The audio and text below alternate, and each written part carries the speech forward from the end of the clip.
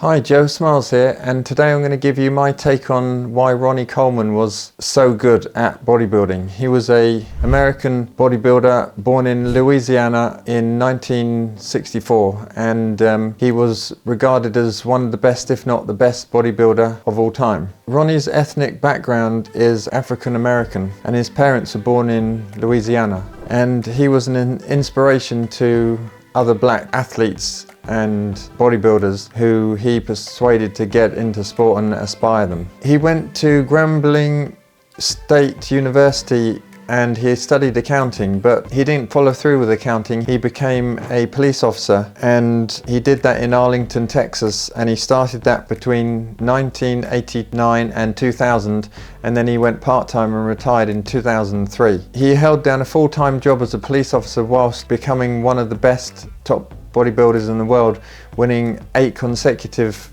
titles in a row. He married a Lebanese-French personal trainer back in 1998, but they didn't get married until 2007, and they got divorced soon after. He then married another personal trainer, American personal trainer, and that was in 2016, and they've been together ever since, and they live in Arlington, Texas, and they have 4 kids together. Let's look at some of the stats of Ronnie Coleman. At his peak, he was 5'11", or 180 centimeters tall. His contest weight was 290 to 300 pounds, or 130 to 135 kilos. His chest was 60 inches, or his arms were 24 inches or 61 centimeters, and his legs measured 36 inches and 91 centimeters. He didn't do all the shit like people do these days, dirty bulking and cutting. He wasn't into that. Those are just marketing ploys to get you to buy supplements and stuff like that. He basically stuck to his plan 365 days a year. He put on a bit of weight, but then was basically in contest shape most of the year round. His weight didn't fluctuate much. He was known for his massive size, probably due to the way he trained. He didn't train like other bodybuilders doing fluff and pump exercises, an hour of side lateral raises and crap like that. He actually studied exercise science, and he did compound movements, squats, deadlift, bench press, overhead press, big multi-joint movements which gave him the mass. And he knew that by getting stronger, that is a spectrum leading into the continuum of hypertrophy, getting bigger muscles. So the stronger you get, the bigger muscles that you get. And he knew that, and he developed his strength base, and that developed his hypertrophy. He knew the principles of training and the principles of progressive overload. He knew how to apply intensity, and he trained mostly in his 80 to 85% 1 rep max or higher. And like I talk about in my videos, this is the way to train, and he trained more frequently his body parts per week. This enabled him to use steroids to their highest advantage, where he was training his body parts multiple times a week with high intensity training, and he got the most out of his steroid use. Ronnie knew how to train correctly, with good form, with his compound movements, and he trained heavy, and he also competed in powerlifting. For example, he could deadlift 800 pounds or 360 kilos, and as you can see from this next video, he had great form on his compound movements. Here he is doing 800 pounds for 2 reps, 8.5 weeks out from Mr Olympia, and also doing bent over rows. So let's have a look at those videos. Okay, so here's Ronnie doing deadlift, 800 pounds. Yeah, baby. Ah!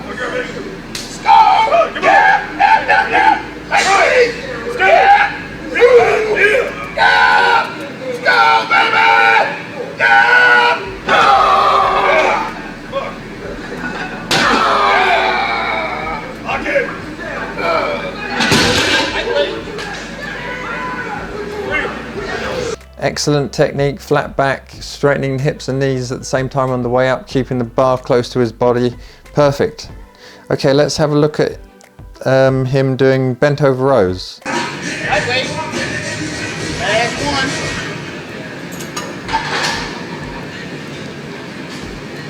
Yeah, buddy. Lightweight.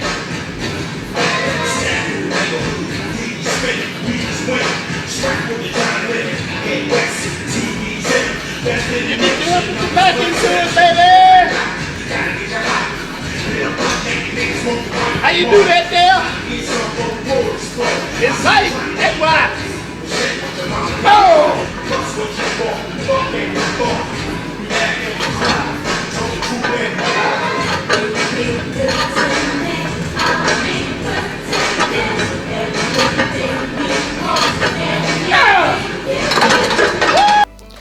Yep, so he's doing bent over rows with 140, 80, 90, over 200 kilos.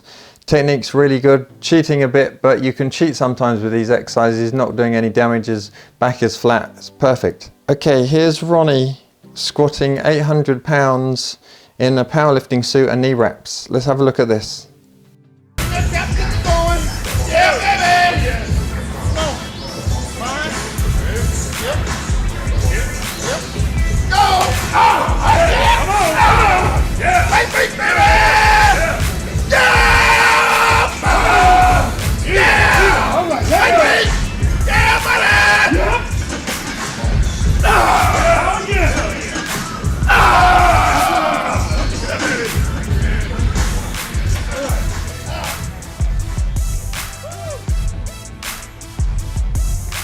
Yeah, pretty much the depth, 2 reps. He said he could actually do more, and it looked like he could do more. Here's another example of Ronnie's amazing strength. He's doing flat incline dumbbell pressing, not much of a steep incline, which I agree with. And well, the dumbbells, God knows what weight they are.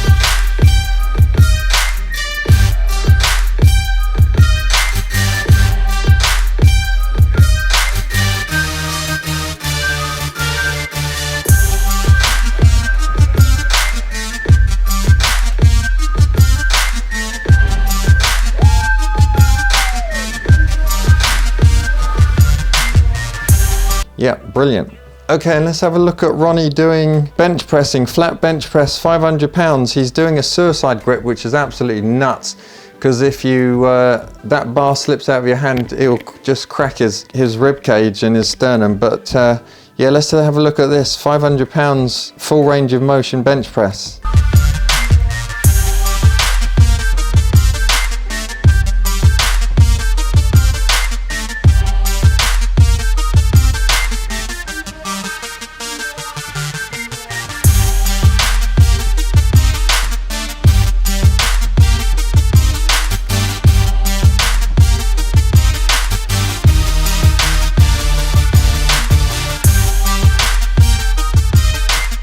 Yeah, impressive for a bodybuilder, that's for sure.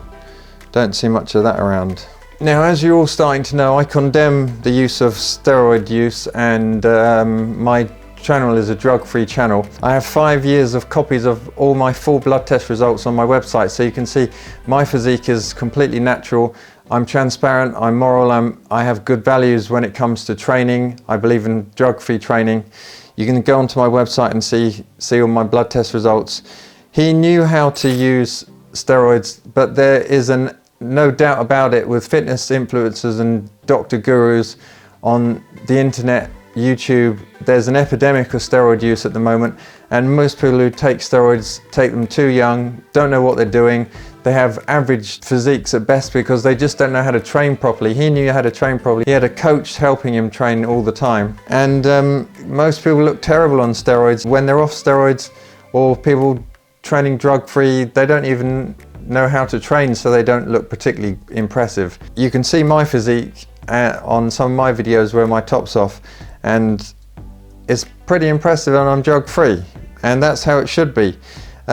People also don't realize that taking steroids really does wreck your mental and physical health in the majority of people. But why was Ronnie smarter than most? Why? Because he was genetically gifted, and he used his talent to his best ability. Now, I'm not talking about physically genetically gifted, I'm talking about mentally genetically gifted. He had the mental genetics and also trained himself mentally and changed his mindset to take huge amounts of steroids without it interfering or ruining his life. In order to be good at anything in life, you've got to have the right mental genetics and train your mind and your psychology. He was humble, he could always think that he was doing better. He was low in neuroticism, which meant that he could do monotonous things over and over again without getting mentally fatigued or emotional or distracted. He was always razor focused. This meant that he was also conscientious, so he had a very high work ethic. He was industrious. He was also meticulous and had an eye for detail. So his conscientiousness of his personality also helped him to be very successful. He had low anxiety levels in order to push himself week in, week out. He was able to cope with monotony over and over again. These are all he had a lot of mental resilience to push through pain and intensity of training for many years, and these are the cornerstones of mentality and psychology that I try and promote to my clients and also to my fat loss S.O.S clients that I have doing my course. Let me give you an example of mental psychology and mindset and mental genetics and physical genetics. So, for example, his rise to the top of professional IFBB pro bodybuilding circuit was slow. For his first Mr Olympia in 1992 he didn't rank.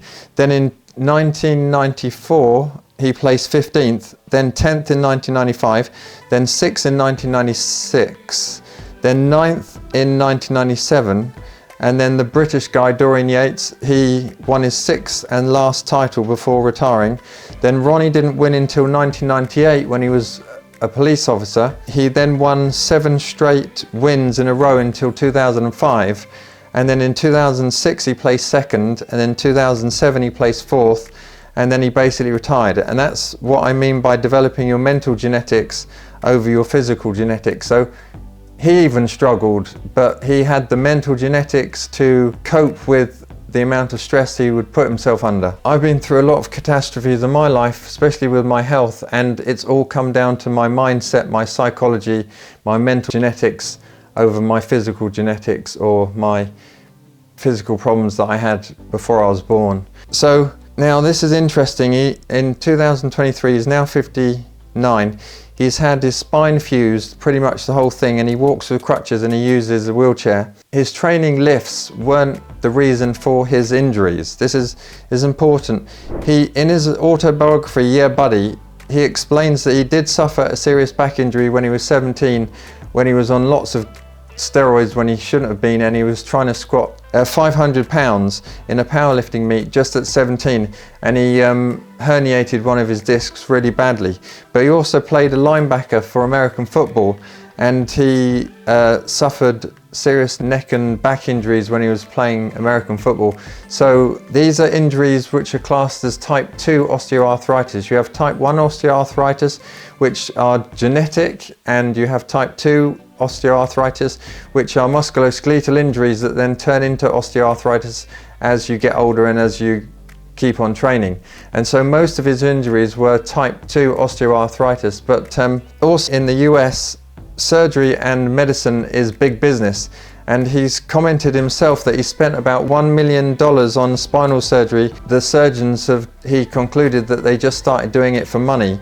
And I can tell you that in this private system of the American medical system, it's all about generating money and making money out of patients. As a rehab specialist myself, I can say that he did have excessive surgeries, and probably most of them were unnecessary, and it's made his situation worse, and he also believed that it made his situation worse. But also look at this. So study 1, entitled Racial Ethnic Differences in Osteoarthritis, Pain and Disability, a meta-analysis 2019.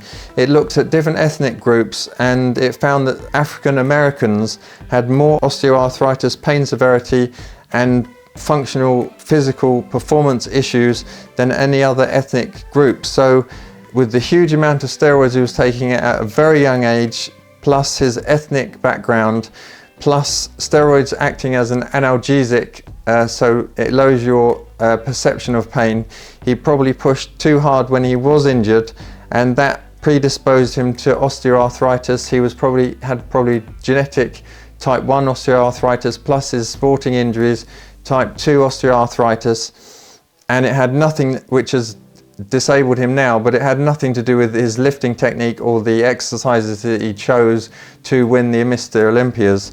He had correct form on everything he was doing, and he learnt more and more as he got older, so the exercise he did has nothing to do with it. Okay, so study 2, entitled Adverse Effects of Anabolic Anogenic Steroids 2001, explains what steroids cause. And I've got to put this in because it's important that people know what steroids cause, and he took a lot of steroids. So adverse brain and behavioral problems and impaired cognitive function.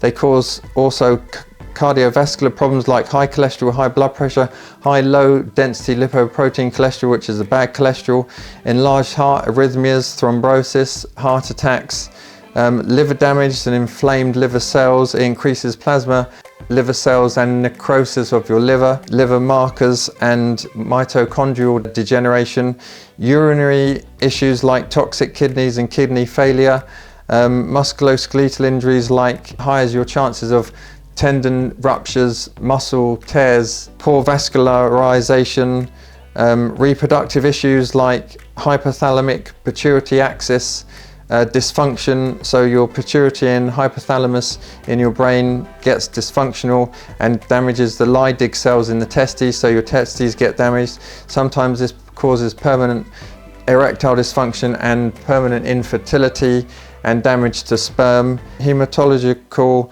issues like blood thickening and overclotting of your blood, because it increases your red blood cells and therefore it causes cardiovascular diseases and atherosclerosis. And cancer issues because of the high testosterone is toxic, and other PED compounds are carcinogenic and promote cancer tumours. And then just wrapping this up, lastly, study 3 entitled Health Consequences of Androgenic and Anabolic Steroid Use 2018, and it just explains that anabolic steroid users have an increased risk of dying and a significantly more hospitalized admissions than non-user peers due to their side effects of steroid use. So you just end up having more problems, more complications, more hospital appointments, being admitted to hospital more times.